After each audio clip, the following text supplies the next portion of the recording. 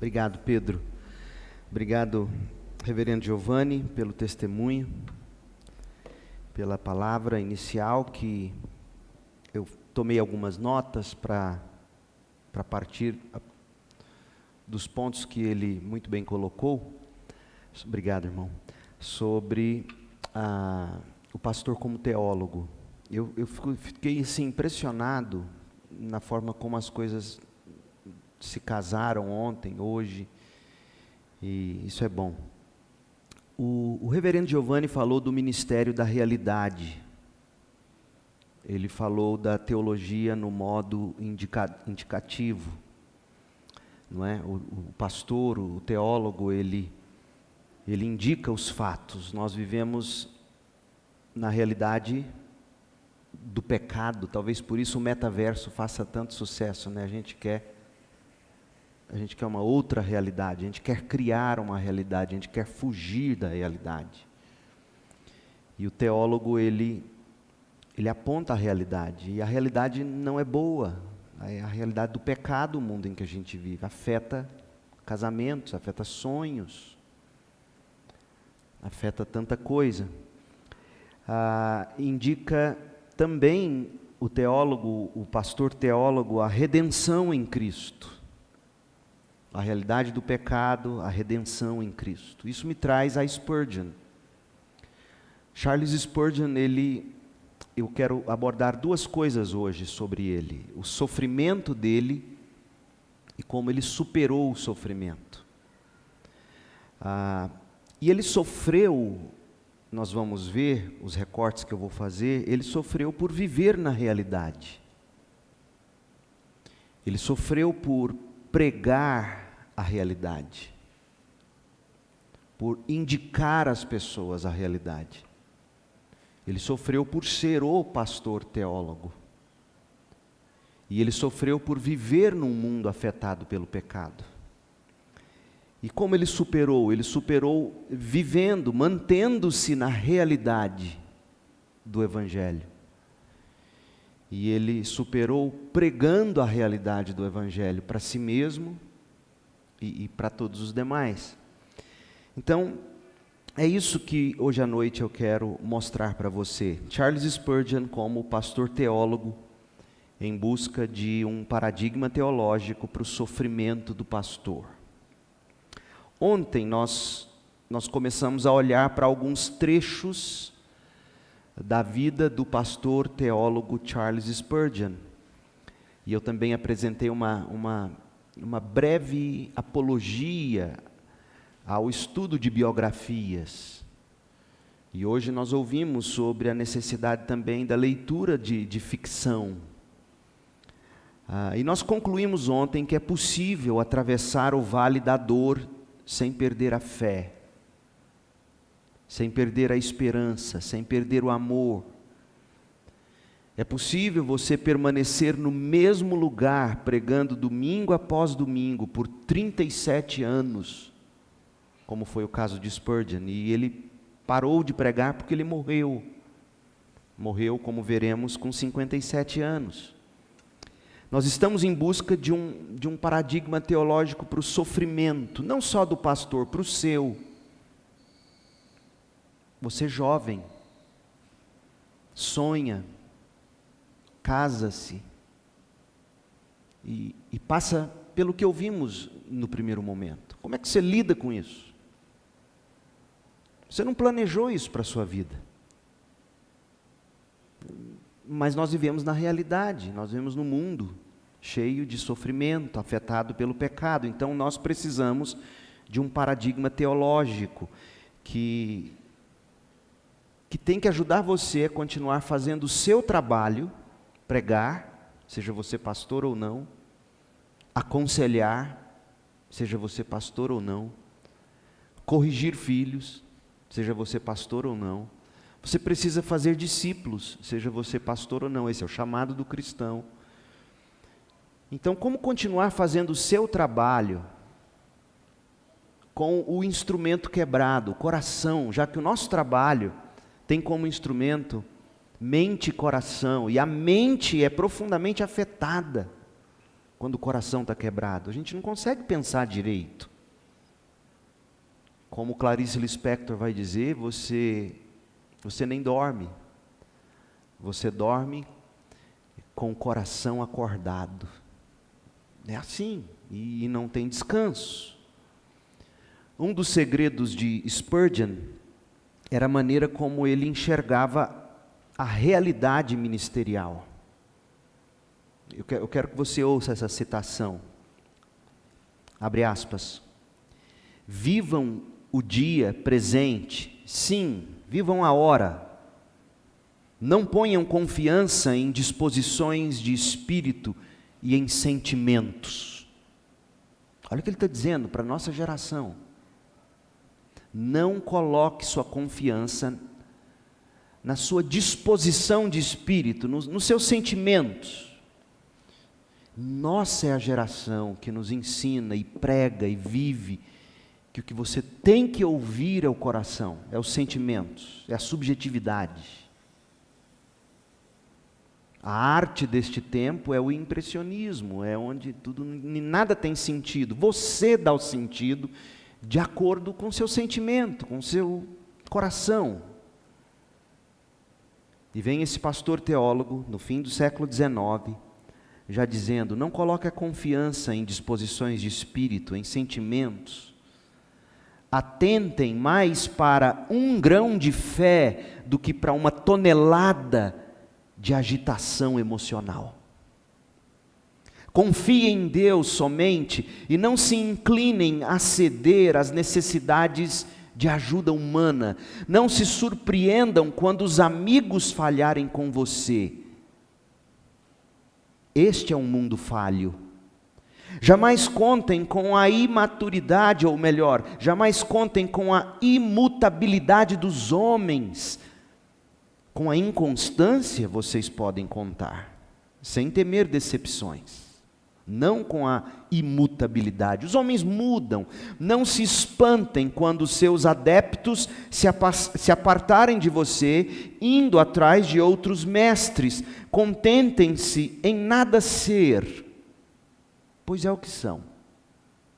Deem pouco valor às recompensas atuais, às curtidas, às visualizações.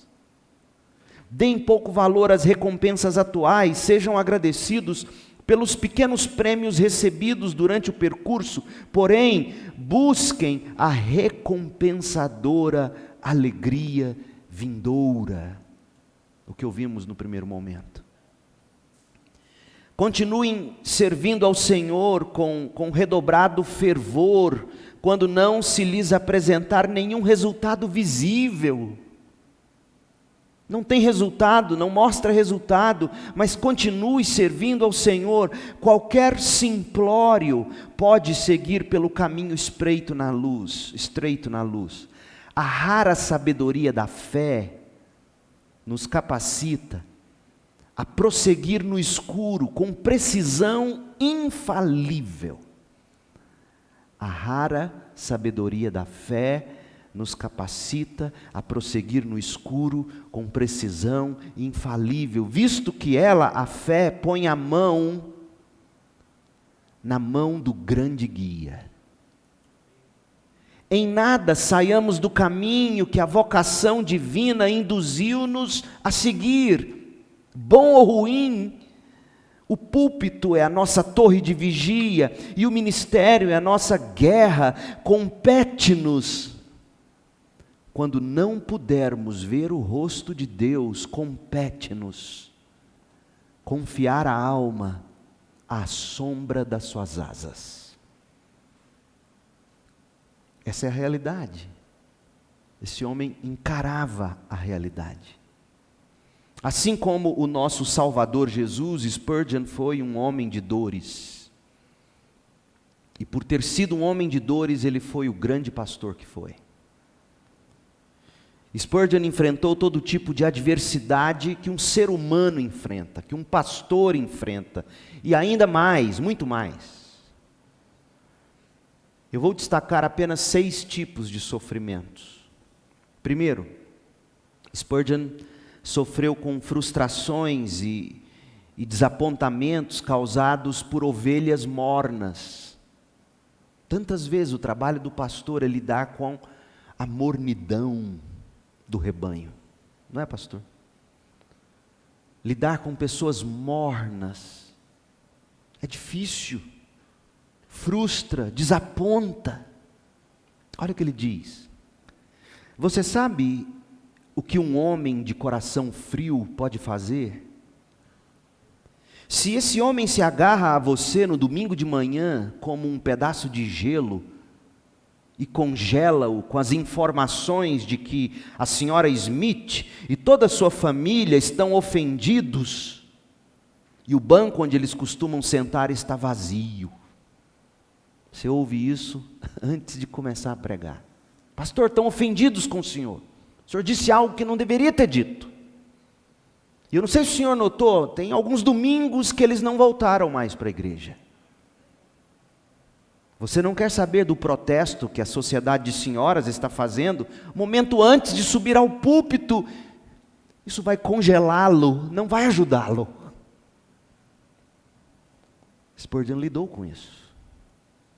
Que mestres terríveis, diz ele, que mestres terríveis são alguns professores, seus comentários após um sermão, e aqui ele vai usar uma linguagem, ele é cheio de linguagens figurativas que te fazem rir. Ele diz assim: que mestres terríveis são alguns professores, seus comentários após um sermão são suficientes para cambalear você.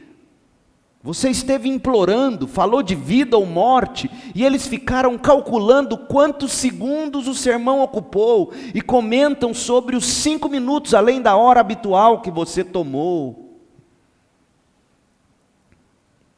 Falando sobre líderes,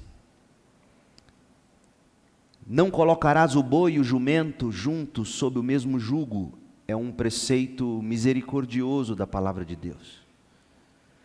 Mas quando o pastor, trabalhador como um boi, é colocado sob o mesmo jugo que um diácono ou presbítero, que não é outro boi, torna-se difícil trabalhar arando a terra. Veja, esse grande pastor teólogo teve que lidar com aquelas coisas que são a realidade do ministério. Membros mornos, líderes que não produzem como poderiam, coisas que a gente não costuma querer lidar com elas. Coisas da vida real, da igreja habitante, como diria Van Hooser. Frustrações e desapontamentos causados por ovelhas mornas. Segundo, tragédias que deixam sequelas. Spurgeon lidou com isso. Olha que tragédia. 19 de outubro de 1856. Lembra que eu contei ontem que a igreja começou a crescer e eles mudaram para um primeiro centro de convenções? O centro de convenções primeiro ficou pequeno, ele mudou para o segundo, para o maior. E eles estavam lá, primeiro domingo, nesse segundo centro de convenções, o maior, o salão de música do Royal Surrey Gardens. Porque a igreja não comportava eles, e o primeiro centro de convenções também já não comportava mais. E esse segundo centro de convenções tinha capacidade para 10 mil pessoas sentadas. E naquele domingo, estava lotado, com gente lá fora, na esperança de conseguir lugar. Portanto, facilmente, até mais do que 10 mil pessoas dentro do centro de convenções, no primeiro domingo. E vocês têm que saber e se lembrar de que Spurgeon era observado, ele era vigiado pela mídia londrina, pelas igrejas. Eles odiavam ele.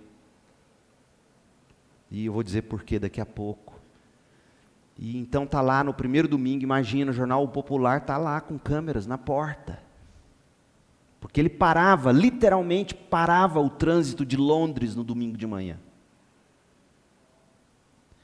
E aí, ele está lá, sobe para pregar, e um infiltrado, literalmente, alguém que não gostava dele, que queria ver a ruína dele, lá no fundo, começa a gritar: fogo! Fogo! A multidão se apavora, começam a correr, querendo sair, pensando que estava pegando fogo o prédio. Resultado: dezenas de pessoas foram pisoteadas, ficaram feridas, algumas gravemente feridas, e 7 morreram pisoteadas dentro da igreja, ou dentro daquele lugar. Imagine você, 22 anos de idade, pastoreando, passando por essa tragédia. Ele ficou detonado por essa calamidade. Mais tarde, escrevendo a um amigo, ele escreveu: talvez minha alma nunca ficou tão perto de se queimar na fornalha da insanidade, e ainda assim ela saiu ilesa. Mas nem todos concordam que Spurgeon tenha saído ileso daquele episódio aos 22 anos de idade. A sequela daquele episódio pesou sobre ele por muitos anos depois, e um amigo próximo dele, um biógrafo, ele registrou, abre aspas: não posso deixar de pensar, pelo que eu vi, que a razão para sua morte comparativamente precoce pode ser, em alguma medida, devido à fornalha de sofrimento mental que ele sofreu na e depois daquela ocasião terrível que eu acabei de descrever. Então ele sofreu com tragédias inesperadas. Terceiro, ele sofreu com dor e enfermidade. Spurgeon casou com Susanna Thompson em 8 de janeiro. Escutem, gente, 8 de janeiro do mesmo ano da tragédia que eu acabei de descrever no Surrey Gardens. E imagine, Spurgeon teve 2 filhos apenas, como eu disse, o Charles e o Thomas, gêmeos.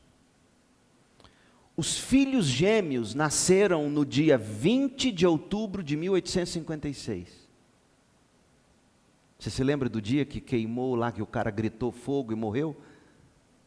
Foi no dia 19 de outubro de 1856, ou seja, a mulher de Spurgeon, enquanto ele estava apavorado, vendo pessoas serem pisoteadas na igreja, diante dos olhos dele, pessoas mortas no chão, a esposa dele já estava começando a entrar em trabalho de parto na casa dele, e no dia seguinte ela deu à luz. Depressão pós-parto? Fichinha. Susana nunca mais pôde ter filhos, como eu disse. Em 1865, 9 anos mais tarde, quando Spurgeon tinha 33 anos, a mulher dele se tornou virtualmente inválida e ela começou a ter problema na cervical, e ela ouviu o marido pregar. Raramente ela ouviu o marido pregar na igreja até a morte dele. Ela não conseguia ir para a igreja para ouvir o marido pregar. Por 27 anos. Naquele tempo não se gravava sermões, não se transmitia sermões, não tinha gravadores, não tinha celular. 27 anos da vida dela, depois dos incidentes, consequência daquela gravidez e de outras coisas, ela ficou impedida de acompanhar o marido na igreja. E como eu disse ontem, impedida inclusive, certamente, por alguns artigos que li, impedida inclusive por dores físicas de ter relação sexual com o próprio marido. Spurgeon sofreu com dor e enfermidade familiar. Em quarto lugar, dores físicas inimagináveis.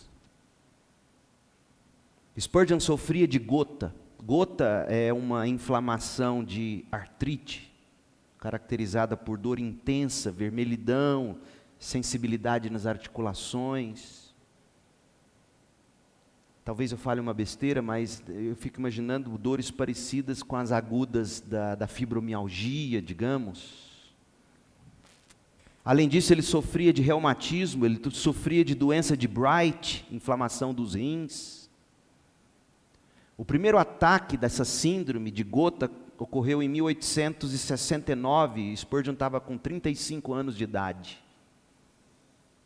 E essas dores foram progressivamente piorando, de forma que aproximadamente 1/3 dos últimos 22 anos de vida dele, 1/3 dos domingos ele não podia estar na igreja. Porque ou ele estava na França, naquela cidade, por causa do clima, para recuperar das dores ou para prevenir da doença.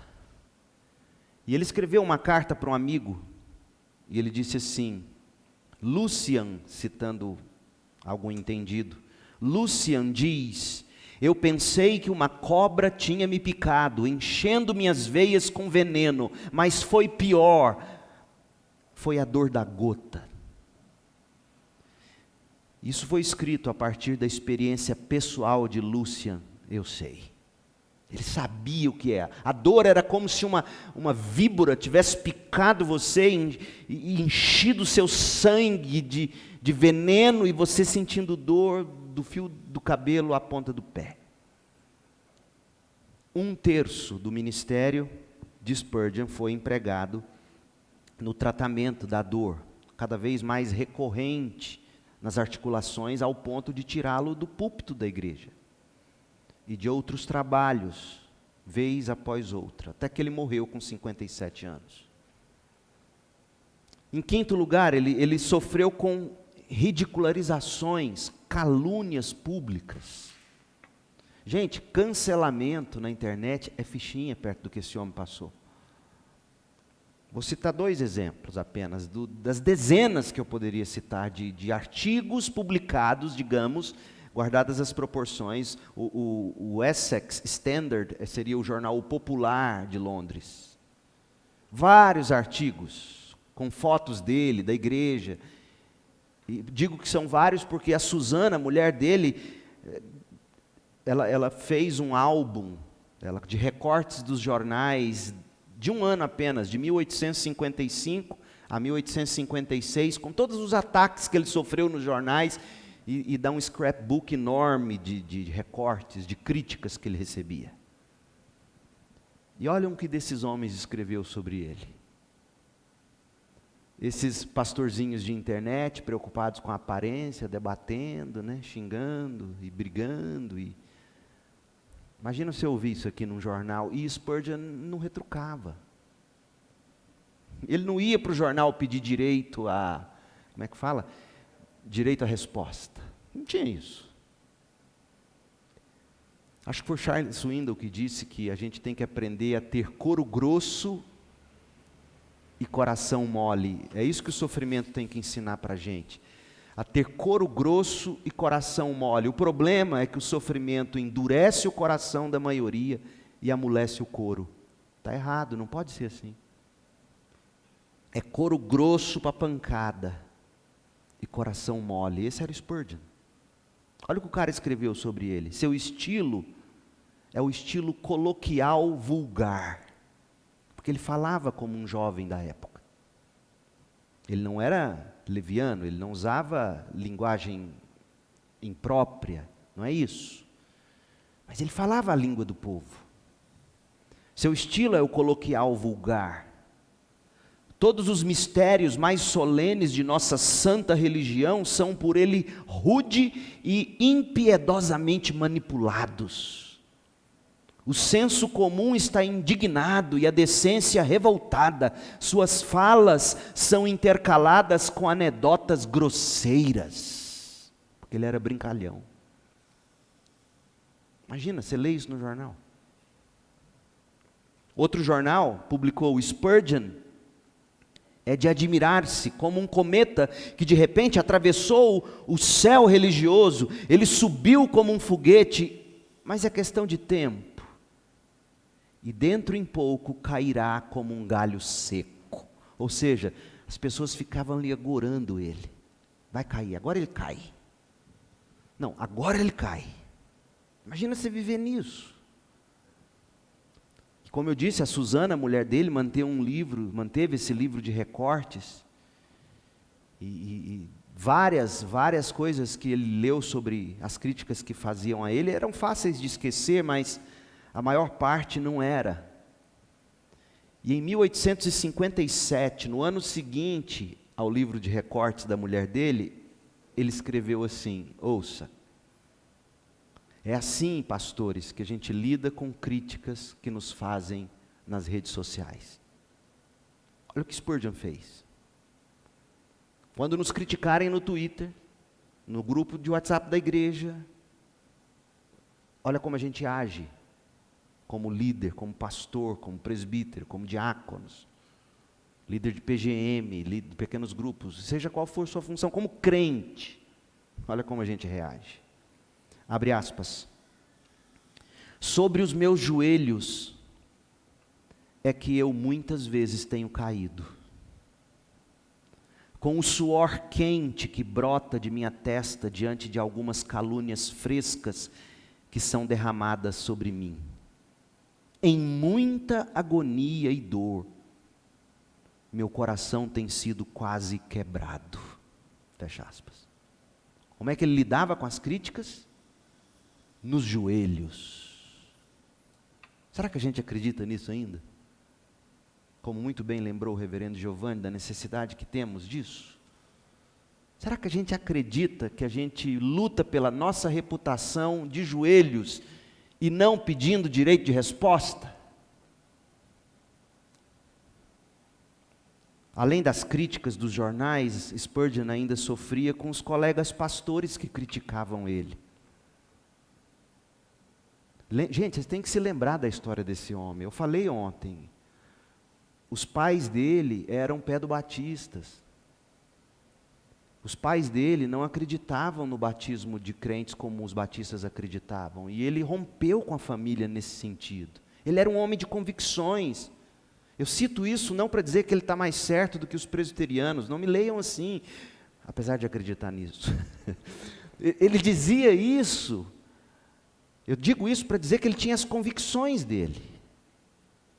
Ele era um batista por convicção, ele rompeu com a tradição religiosa da mãe, do pai, do avô, que ele admirava. Mas na esfera pública está esse homem, batista por convicção, sendo atacado pelos próprios colegas batistas. De um lado, os batistas arminianos que olhavam para ele e chamavam ele de hipercalvinista. Do outro lado, os batistas calvinistas olhavam para ele e diziam que ele era um arminiano, atacado de todos os lados. E um homem chamado Joseph Parker, arminiano, ele escreveu atacando Spurgeon nesses termos, em jornal. O senhor Spurgeon era totalmente destituído de benevolência intelectual. Significa o seguinte, ele era burro. É isso que esse cara está dizendo. Spurgeon era um burro. Se os homens enxergassem como ele enxergava, eles eram ortodoxos. Se eles enxergassem as coisas de outra forma, Spurgeon dizia que eles eram heterodoxos, pestilentos e incapazes de elevar a mente dos estudantes ou inquiridores. O senhor Spurgeon era de um egoísmo superlativo, não era hesitante ou tímido, nem de um egoísmo meio disfarçado que esconde a própria cabeça, mas do tipo elevado, nariz empinado, com excesso sublime, que toma o assento principal como seu por direito. As únicas cores que o Spurgeon reconhecia eram o preto e o branco. Numa era de 50 tons de cinza, Spurgeon já era visto como homem preto no branco, como tem que ser um crente. Nós não vivemos nos tons de cinza. Nós vivemos preto no branco, e ele era criticado por isso. Radical. No outro extremo, James Wells, um hipercalvinista, ele escreveu, olha o que ele escreveu sobre Spurgeon. Eu tenho dúvidas, sérias dúvidas, da realidade divina da conversão desse homem, fecha aspas. Spurgeon tem que ler isso, tem que ouvir isso, de colegas pastores. Portanto, não era sem motivo que Spurgeon tenha escrito a respeito de si mesmo as seguintes palavras, abre aspas: os homens não podem dizer nada pior do que já disseram sobre mim. Recapitulando, e como é que ele combatia isso? De joelhos. Tenho sido desmentido da cabeça aos pés, e já me deturparam até o último grau, minha boa aparência já se foi, e ninguém pode me prejudicar muito mais agora. Já fizeram tudo o que tinham que fazer comigo. Apesar de muitas vezes ele de fato soar áspero, duro, a dor que muitas vezes ele sentia era esmagadora, gente, era mortal. Em maio de 1981, 8 meses antes de morrer, olha como ele termina a carta que ele escreveu para um amigo, 8 meses antes dele morrer. Olha a frase final: adeus, você nunca mais me verá novamente. Esta luta está me matando. Fecha aspas. Isso quase me comove. Eu quase choro lendo isso. Um homem como Spurgeon, do qual provavelmente o autor de Hebreus poderia dizer a mesma coisa: o mundo não era digno dele. Vendo seu fim, era questão de meses, 8 meses ele morreria. Tudo que ele fez, ele só encontrar forças para dizer: adeus, você nunca mais me verá novamente. Ele estava lá na França sendo tratado, ele não acreditava que voltaria para Londres, e de fato não voltou, morreu em Mentone, na França. Você nunca mais me verá novamente, esta luta está me matando. E por fim, ele sofreu com a impiedosa depressão.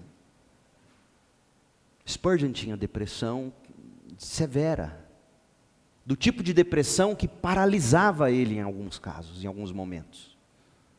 Então, no topo desses 5 tipos de sofrimento, você ainda coloca a depressão. É claro que essa depressão era fruto de todas essas dores juntas. Física, fisiológica, circunstancial, mental. Não é fácil imaginar esse homem, o onicompetente Spurgeon, esse homem eloquente que pregava para 10 mil pessoas sem microfone. Faz um teste, quando você for para uma fazenda, um lugar aberto, se você fizer na rua, eles chamam a polícia e você vai preso, não dá. Então vai na fazenda e começa a falar alto, prega a todo pulmão. Tenta fazer isso, tenta ler o Sermão do Monte a todo pulmão, vai demorar alguns minutos. Vê como é que você chega no fim. É isso que significava pregar 50 minutos, sem microfone, para 10 mil pessoas. E então esse onicompetente, esse eloquente, esse brilhante e cheio de energia Spurgeon, você consegue imaginar um homem desse chorando como um bebê, sem saber o que estava causando tristeza nele? Em 1858, ele estava com 24 anos, ele sentiu a depressão pela primeira vez, e olha o que ele escreveu, abre aspas: meu espírito estava tão profundamente afundado, que eu poderia chorar por horas como uma criança, e eu não sabia por que eu chorava. Tem noção, crente? Spurgeon enxergou sua depressão como sua pior característica. Palavras dele: minha pior característica. Olha como ele falava dela. Abre aspas: desânimo não é uma virtude, Spurgeon dizia. Eu acredito que desânimo é um vício. Sinceramente, eu vivo envergonhado de mim mesmo, por sempre cair em tristeza, mas eu tenho certeza de que não há remédio contra ela tão bom quanto uma santa fé em Deus. Spurgeon deixou pegadas no vale da dor e do sofrimento. Ele caminhou por ele. Se você caminhar pelo vale da dor e do sofrimento, e aqui eu falo figuradamente, se você olhar com atenção bastante, você vai encontrar as pegadas de Spurgeon lá. Ele passou por lá. Mas ele perseverou até o fim. Ele foi capaz de pregar poderosamente, com o coração quebrado e despedaçado. Seu último sermão no Tabernáculo Metropolitano foi no dia 7 de junho de 1891. E eu quero ir para a minha segunda e última parte agora com a seguinte pergunta: como ele conseguiu, sem cometer suicídio, sem abandonar o ministério, sem se tornar cínico, sem ser um homem azedo, amargo, como ele conseguiu a superação de Spurgeon? O número de estratégias para perseverar em graça é abundante na vida de Spurgeon. E eu quero encorajar você, jovem inclusive, mesmo não sendo pastor, leia o Spurgeon. Leia o Spurgeon, tem tanta coisa boa dele ali. Tem um livro ali, um comentário que ele fez de O Peregrino. Ele leu O Peregrino, pelo que eu já li de pessoas falando da vida dele, pelo menos umas 100 vezes. Quando ele estava, às vezes, no auge das depressões dele, ele não conseguia ler. Ele punha a Susana, a mulher dele, para ler O Peregrino para ele. Eu tenho no meu canal O Peregrino comentado, eu preciso terminar, mas eu cheguei, se não me engano, no capítulo 13. Eu vou lendo O Peregrino e comentando. É fenomenal esse livro. Então, eu queria que você lesse Spurgeon, lesse a biografia dele, lesse os livros, Lições aos Meus Alunos, lesse os sermões, o devocional dele, que está publicado em várias editoras hoje no Brasil. Conheça esse homem. E você vai encontrar inúmeras estratégias. As que eu recortei, inclusive tem um livro aqui também sendo vendido, tratando sobre a depressão de Spurgeon. É outra maneira, outra abordagem. Os recortes que eu fiz são os recortes que servem muito bem à minha dor e ao meu sofrimento. Quando eu assumi o ministério pastoral na Batista Central em Campinas, eu me recordo de uma vez me ajoelhar no pé da minha cama e orar e dizer: Deus, me dá alegria no que eu estou fazendo.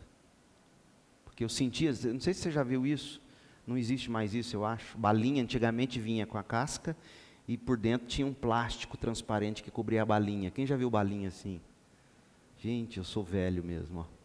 Então, antigamente o plástico era tão colado, esse plástico transparente, que você não conseguia tirar. Aí você punha ele na boca, a balinha, e na medida que você mastigava a balinha, o plástico soltava. Mas enquanto ele não se soltava, você mastigava a balinha e não sentia o doce.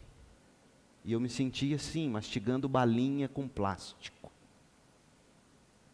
E eu de joelhos orando: Deus, me dá alegria. E Ele me deu uma convicção. Ele falou: não, eu não vou te dar alegria no ministério. Você tem que ter alegria em mim. Porque senão Ele me daria um ídolo. E aí eu, pastoreando a Igreja Batista Central em Campinas, em 2005, 2 anos que eu já tinha assumido lá, fiquei lá quase 14 anos. Em 2005 eu tive uma crise de pânico. Até hoje eu tomo antidepressivo. Até hoje eu complemento com um remedinho tarja vermelha controlado para vir sono. Então eu consigo me identificar com ele em alguns pontos, e os recortes que eu faço são aqueles que servem muito bem à minha alma, e eu quero convidar você a ler Spurgeon para você encontrar os seus. Mas em primeiro lugar, como que ele conseguiu? Spurgeon, ele via a depressão como um projeto de Deus. É isso que eu estou dizendo, presta atenção. Ele via a depressão como um projeto de Deus para o bem da vida dele, para o bem da vocação dele, para o bem da glória de Cristo. Era assim que ele via a depressão. O que se pode observar quando você lê Spurgeon de ponta a ponta na vida dele é sua fé inabalável naquilo do que arrancaram de Deus ultimamente, a soberania de Deus. Deus hoje não conhece o futuro, Deus hoje não tem poder, Deus hoje no máximo abraça você e chora no sofrimento. Esse é o Deus que criaram. E você vai ler de ponta a ponta, sobretudo o Antigo Testamento, você vai ver que se tem uma crise que os profetas não têm, é a de achar que Deus não é soberano. Ele é soberano. Leia o livro de Jó, leia Lamentações. Spurgeon cria que todas as aflições que caíam sobre a vida dele eram contadas pelo contra-gotas de Deus. Olha o que ele escreveu, Spurgeon. Seria uma experiência muito forte e tentadora pensar que eu tenho uma aflição que Deus nunca me enviou. Seria uma aflição pensar que eu tenho uma aflição que Deus nunca me enviou, que o cálice amargo nunca foi preenchido por suas mãos, que as minhas tribulações nunca foram medidas por Ele, nem enviadas a mim no peso e na quantidade que manda a sua disposição. Para ele seria desesperador imaginar que o que ele está sofrendo não passou pela dosagem de Deus. Essa é exatamente a estratégia oposta do pensamento moderno. Eles tentam consolar você, roubando de Deus a soberania dele. O pensamento de muitos evangélicos hoje em dia, que se recua das implicações da soberania de Deus para a vida. Para Spurgeon, como um bom reformado que ele era, para Spurgeon a soberania de Deus, o tópico da soberania de Deus, era um primeiro argumento não para debates. Ouça, a doutrina da soberania de Deus não era para Spurgeon um tópico para debates, era um meio de sobrevivência. Ele sobreviveu porque cria que Deus é soberano. Nossas aflições, ouça o que ele escreveu, nossas aflições são o regime de saúde de um médico infinitamente sábio. Meu Deus, cadê os pastores que dizem isso? Nossas aflições são o regime de saúde de um médico infinitamente sábio. E ele complementa dizendo aos seus alunos do colégio de pastores, abre aspas, ouso dizer que a maior bênção terrena que Deus pode dar a qualquer um de nós é a saúde, com exceção da doença. Esse era Spurgeon. Ouso dizer que a maior bênção terrena que Deus pode dar a qualquer um de nós é a saúde, com exceção da doença. Se alguns homens que eu conheço, ouça gente, pense nos youtubers, pensa nesses que mal começaram a ler a Bíblia, já dão aula para o mundo, e cobram caro para dar aula, virtual. Se alguns homens que eu conheço pudessem ser favorecidos com 1 mês de reumatismo, isso iria, pela graça de Deus, amadurecê-los maravilhosamente. Esse é meu Spurgeon. Se alguns homens e mulheres da nossa geração fossem favorecidos com algum sofrimento, ele via o sofrimento como favor, eles seriam amadurecidos maravilhosamente. Olha o que ele disse de experiência própria com o sofrimento. Eu temo que toda a graça que eu recebi, dos momentos fáceis e confortáveis e também das horas alegres que eu passei, todas as coisas boas que eu recebi dos meus momentos gostosos, todas essas bênçãos caberiam sobre uma moeda de 1 centavo. Mas o bem que eu tenho recebido de minhas tristezas, dores e dissabores é totalmente incalculável. A aflição é a melhor mobília da minha casa, é o melhor livro da biblioteca de um pastor. Fecha aspas. A aflição. Spurgeon, ele via pelo menos 3 propósitos específicos de Deus na luta dele contra a depressão. Em primeiro lugar, ele via a depressão dele funcionando como o espinho do apóstolo Paulo para mantê-lo humilde. para que ele não se exaltasse em si mesmo. E você tem que se lembrar, esse homem era um homem que pregava dominicalmente para 10 mil pessoas. A igreja dele era a maior igreja local do mundo, na época dele. Os sermões publicados na segunda-feira, que iam para os Estados Unidos e se espalhavam pela Europa, traduzido para 22 idiomas. Imagina, ele era o TikToker dos dias dele. Ele tinha seguidores como ninguém tinha. Como é que você mantém um homem desse humilde? Ele entendia que Deus tinha dado muita coisa para ele. Ele sabia que Deus deu a ele um ministério incalculável. E ele sabia que ele facilmente se ensoberbeceria se não fosse o espinho da enfermidade, e da tristeza, e da aflição. Olha o que ele diz: não por força, nem por poder, mas pelo meu espírito, diz o Senhor.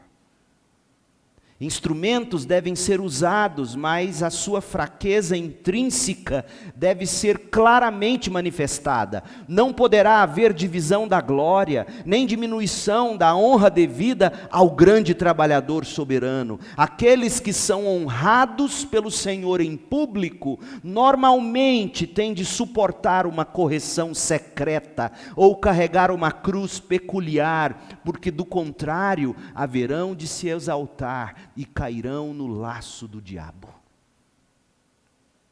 Ele sabia que Deus em amor estava mantendo ele humilde. Como faria diferença na sua vida se você começasse a pensar na humilhação que o sofrimento traz? O sofrimento humilha a gente. A dor, a doença, a enfermidade, essas coisas humilham a gente. É humilhante sofrer. É humilhante adoecer. Mas, por natureza, se a gente fosse honesto, como a gente é tentado a se ensoberbecer. E Deus em amor está dizendo: calma, Leo, através do sofrimento. Segundo o Spurgeon, ele dizia que a depressão dele estava no poder inesperado, servia para o poder inesperado que ele experimentava no ministério dele. Aí ele conta, eu não vou ler a citação, ela é grande, depois eu vou passar esse material todo para o reverendo Dutch, ele pode disponibilizar, mas era um domingo de manhã, ele disse que pregou um texto onde ele estava falando da alma dele em correntes. Ele falou: eu estava pregando, a igreja não sabia, eu estava pregando falando de mim, do que eu estava sentindo, as dores, as angústias dessa depressão. E ele disse que, é linda a citação, enfim, ele terminou de pregar, foi para casa, na segunda-feira, ele estava no gabinete, um homem marcou de encontrar com ele, esse homem entrou, ele disse que os cabelos do homem pareciam que estavam em pé, os olhos pareciam que iam saltar dos soquetes do rosto, você via desespero. Aí esse homem sentou e começou a dizer: olha, ontem eu ouvi você pregar, parece que você falava para mim, parece que você estava pregando de dentro da minha alma. Você falou de um modo da angústia e do sofrimento e da depressão que ninguém jamais falou, eu nunca tinha entendido isso. E eu vim aqui para te dizer que ontem, ouvindo você, eu me rendi a Cristo e não tirei minha vida, porque eu ia sair daquela igreja e eu ia me suicidar. Aí Spurgeon diz: como é que eu conseguiria pregar as insondáveis riquezas de Cristo sem ter provado do desespero de uma depressão a ponto de ajudar alguém que sentado na minha congregação estava dando a última chance da vida dele? Olha, eu vou ouvir esse pastor, se ele não tiver algo de Deus para mudar minha vida, eu vou sair daqui, eu vou pular da ponte, eu vou dar um fim na minha vida, eu não aguento mais esse sofrimento. Aí Spurgeon louva a Deus: como é que eu poderia ter pregado, salvando esse homem? Porque lembra o que ele diz? O nosso trabalho não é só mental, Nosso instrumento não é só o cérebro, é também o coração. E tem muito pastor e teólogo que sabe muito, mas não sabe dosar pelo que passa aqui, no coração. Então ele via a depressão como uma maneira de Deus empoderá-lo no melhor sentido, para pregar para outras pessoas. E eu me identifico com isso. No ano em que eu tive a minha depressão e meu pânico, eu não contei para a igreja. Eu tive medo de contar para a igreja. E eu pregava domingo após domingo. Eu subia para pregar, minhas mãos suavam. Quando eu subia ao púlpito, parece que parava. E eu pregando o profeta Abacuque para a igreja. Quando eu vi que eu estava sentindo melhor, eu tinha procurado um irmão da igreja, um médico, cirurgião. Se você estiver com depressão, não procure cirurgião, ele mata você, ele acaba de matar. Mas eu tinha intimidade com ele, falei, fulano, eu tive pânico essa noite, eu não dormi, tomei Dramin, tentando dormir, não consegui, o que eu faço? O que é isso, pastor? O senhor prega de fé todo domingo? O senhor não tem fé, não? Imagina. Aí um outro jovem, residente da Unicamp, um médico brilhante. Hoje ele é um médico brilhante em Campinas, minha ovelha. Fui até ele, aí ele me orientou, falou, pastor, eu vou te dar um Rivotril, o senhor vai dormir, mas eu quero que o senhor procure esse médico, e me deu o nome, um professor dele da Unicamp. O cara tem 2 pós-doc, ateu.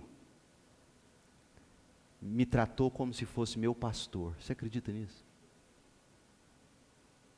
De 3 em 3 meses eu ia no Dr. Fernando Ganzaroli, que saudade eu tenho dele. Ria, brincava, primeira consulta, ele tal, e terminou, cardiologista especializado também em questões psiquiátricas, a cabeça dele acho que não cabe aqui. E aí preguei o evangelho e falei assim, bonito, mas não é para mim.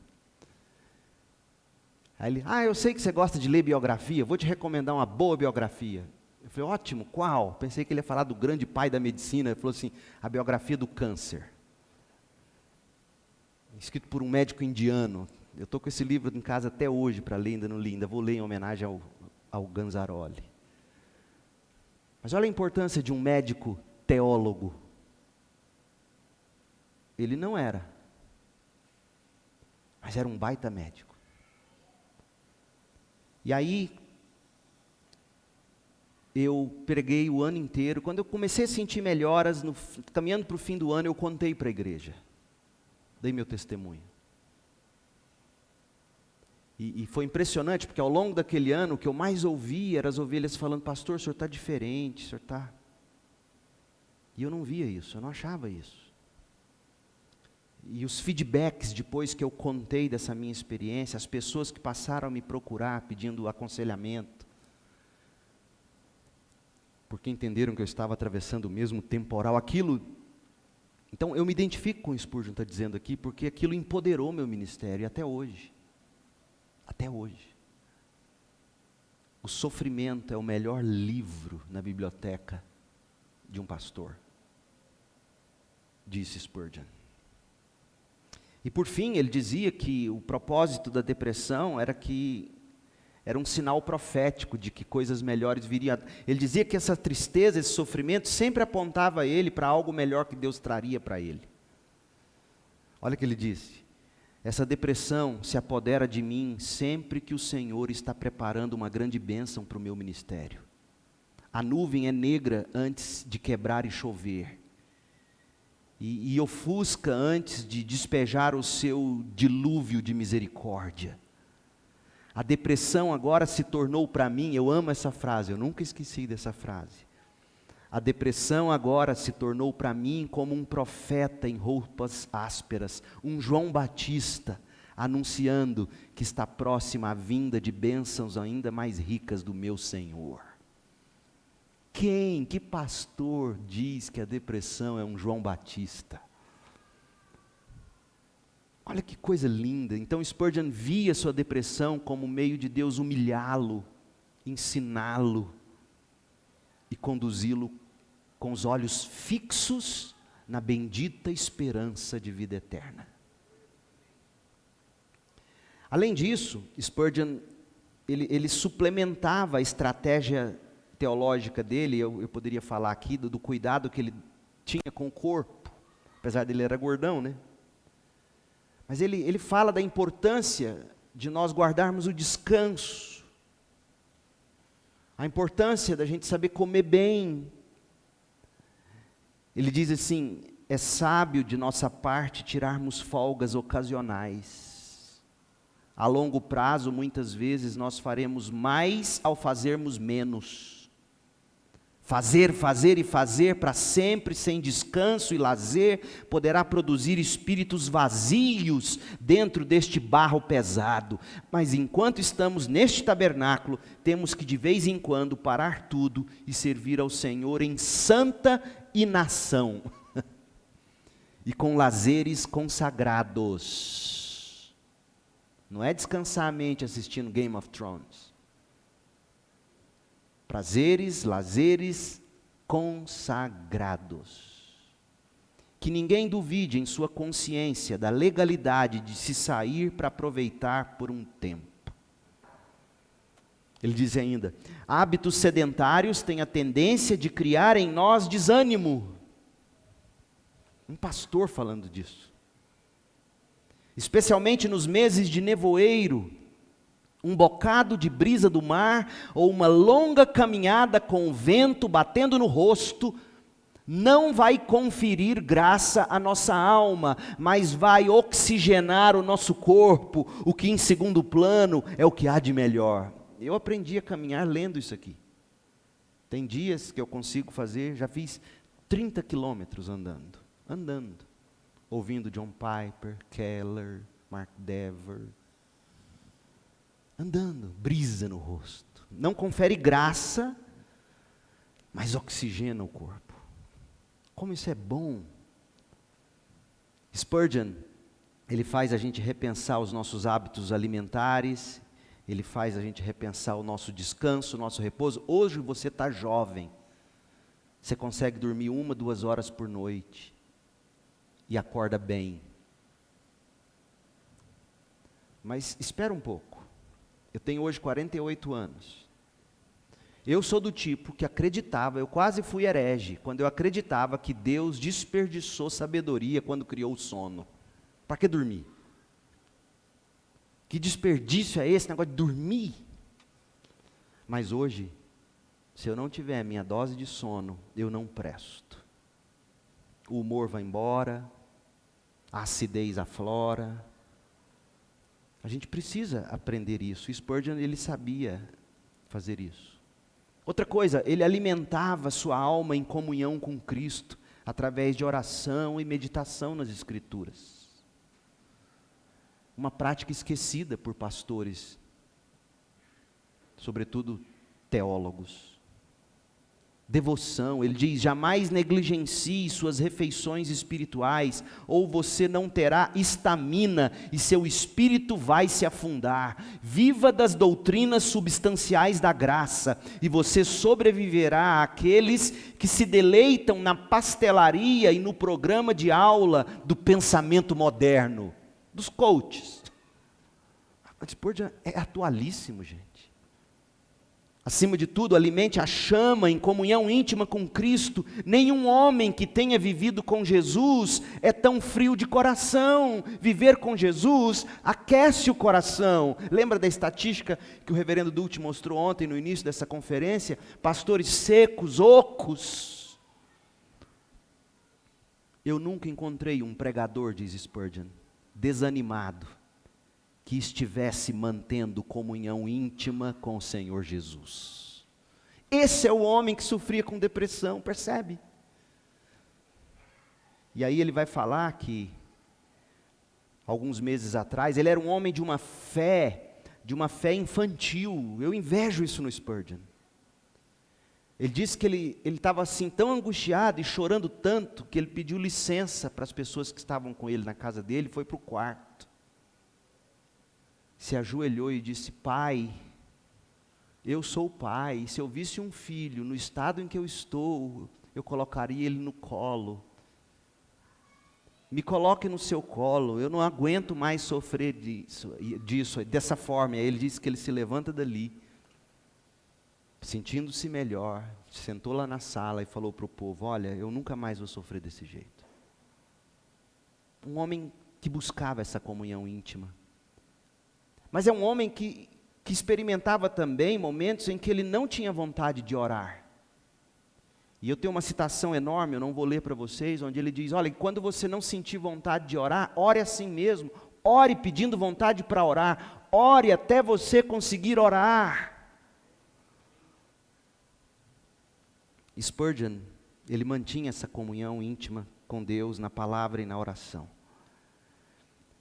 Em quarto lugar, ele manteve sua paixão pela vida e vocação, fixando seus olhos na eternidade. Ele diz assim: a posteridade deve ser considerada. Eu não olho muito para o que está acontecendo no dia a dia, pois estas coisas se relacionam com a eternidade. Da minha parte, estou muito disposto a ser comido pelos cães nos próximos 50 anos, mas o futuro mais distante haverá de me vindicar. Isso aqui é o que me faz não ter a necessidade de ir para o Instagram, para as redes sociais o tempo todo, dar resposta para tudo, combater tudo.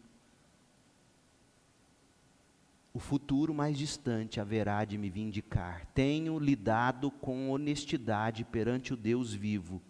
Meus irmãos, façam o mesmo, ele falando para os pastores. E a última coisa, Spurgeon, ele utilizou de comunhão fortalecedora na batalha contra o sofrimento. Ele tinha um grande amigo de alma, a mulher dele. A mulher dele. A mulher dele lia livros quando ele não conseguia ler. A mulher dele, há uma história que é impressionante. Spurgeon não era do tipo pregador expositivo em série, como eu costumo ser, e a tradição reformada, ele expunha geralmente um versículo, mas no domingo ele pregava um texto em Mateus, no outro domingo ele pregava outro, e ele preparava os sermões dele no sábado. Ele tinha grandes agonias, porque até ele encontrar o texto, até ele quebrar o texto nas suas devidas divisões, ele ficava agoniado. Então geralmente ele recebia pessoas na casa dele, e tomava o chá da tarde, 4, 5 da tarde, quando muito, e aí falava: olha, agora vocês me dão licença, eu tenho que ir para o meu escritório, eu tenho que escrever o sermão de amanhã de manhã. Eu não conseguiria fazer isso. Mas ele era Spurgeon. Um dia ele não conseguiu, aí ele foi dormir. Virou para Suzana, a mulher dele, e falou: olha, me acorda bem mais cedo amanhã, porque eu não consegui encontrar o texto e nem fazer as divisões. Tá bom. Aí ele acorda no dia seguinte, já na hora de costume, e fala: mas você não me acordou? Ela falou assim: não, você acordou no meio da noite, começou a citar um versículo, eu anotei o versículo, você começou, está aqui seu sermão, eu anotei o sermão.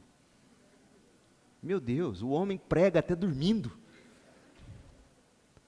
Então não dá, o Spurgeon é o tipo de homem que não é para imitação, é para inspiração. Não dá para imitar esse homem. A mulher dele lia, e ela via esse homem sofrendo. Fez os recortes de jornais, via aquele homem acordar todas as manhãs um trapo. Ela mandou confeccionar uma placa e colocou em frente, na parede da cama, em frente à cama, de modo que quando ele abriu os olhos, ele via a parede e via o que a mulher mandou escrever, a mulher dele. E eis o que ela colocou: bem-aventurados serão vocês quando por minha causa o insultarem, o perseguirem e levantarem todo tipo de calúnia contra vocês. Alegrem-se e regozijem-se, porque grande é a sua recompensa nos céus, pois da mesma forma perseguiram os profetas que viveram antes de vocês.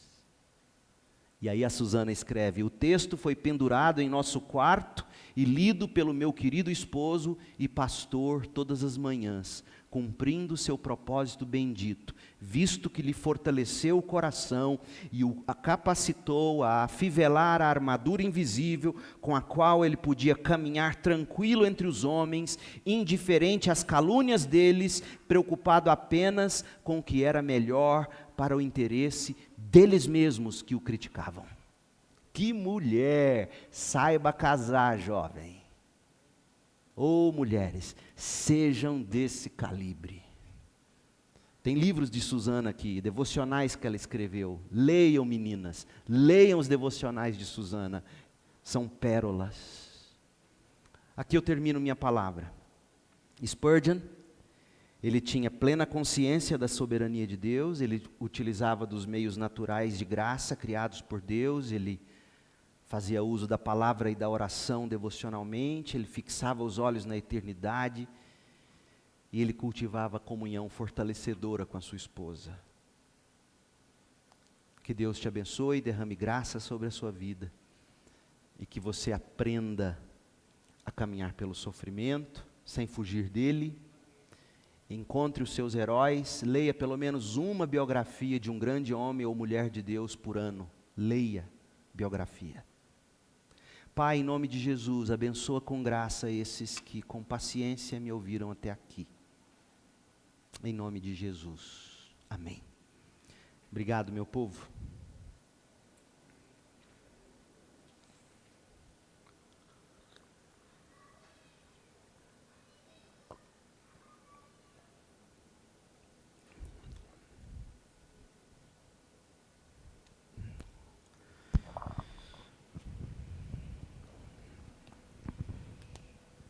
Obrigado, pastor. Prazer.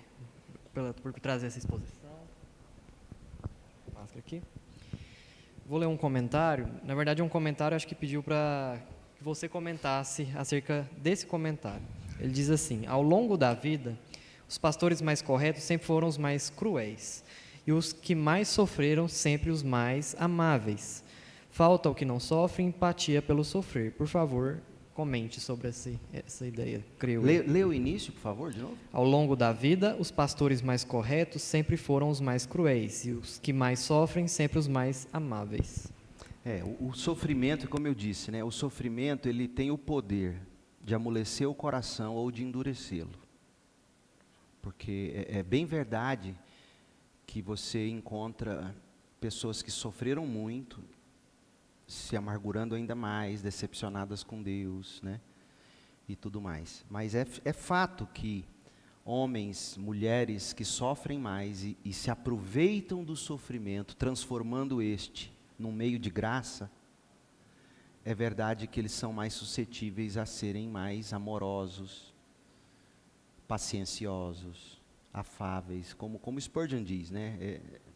Deus seria gracioso com muitos jovens pastores, Spurgeon disse, se ele enviasse uma boa dose de reumatismo para eles se amadurecerem rápido, né? Quer dizer, então é verdade, mas o oposto também é verdade. Pastores que sofreram muito, sofreram com liderança de igreja, com conselho de igreja, fica com raiva de igreja.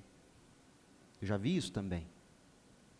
E eu acho triste, um dia eu corrigi um colega pastor, que falou um monte, e dizendo que o ministério tinha acabado com ele, que as pessoas tinham acabado com ele, e eu peguei e falei assim: você está lendo errado a sua Bíblia. Quem que acabou com Paulo? Aí ele falou: os judeus, perseguiu, mano. Pois é, mas você lembra do que Paulo falou? Paulo nunca falou mal dos judeus. Paulo queria dar a vida pelos judeus. Paulo diz o quê? Paulo diz que ele carregava no corpo as marcas de Cristo. Paulo dizia que ele era prisioneiro de Cristo. Paulo nunca disse que ele era prisioneiro dos perseguidores. Paulo nunca disse que as marcas no corpo dele eram marcas do ministério, que acabou com a minha vida. Então, o sofrimento é perigoso, porque ele pode sim transformar você em gente mais legalista, em gente mais amarga com as pessoas. E a igreja em que eu pastoreio mesmo, quando aqui a CIB de Goiânia, quando eu assumi, um pastor do campo virou para mim e falou assim: boa sorte. Eu não respondi nada, mas assim, eu estou lá há 6 anos, e eu sou tratado com o maior carinho que você pode imaginar. Uma igreja que, infelizmente, pelo menos para os de fora, tinha fama, mas muita coisa culpa dos próprios pastores que vieram antes de mim. A gente também erra, nós machucamos a igreja também. E a igreja revida. Então você vai ver de tudo, você vai ver pastor que sofre e aprende e amolece, você vai ver pastor, e crente também, que sofre, fica pior, fica mais amargo, abandona a igreja, não quer saber de igreja não tem nada a ver com a minha vida, o que os outros têm a ver comigo, então o que a gente tem que ter é a graça de Deus para a gente saber fazer desse sofrimento. Foi isso que eu tentei mostrar, Spurgeon, sobre fazer do sofrimento dele um meio de Deus humilhá-lo, colocar ele no lugar dele, de Deus usá-lo com mais poder na vida das pessoas. Porque Paulo diz isso, 1 Coríntios 1, não é? 2 Coríntios 1, não é o que Paulo diz? Paulo diz, olha, eu ter passado por tudo aquilo foi bom, porque primeiro eu vi que foi Cristo quem me libertou daquilo, o poder é dele. E segundo, porque agora eu sei ajudar pessoas que passam pelo mesmo sofrimento.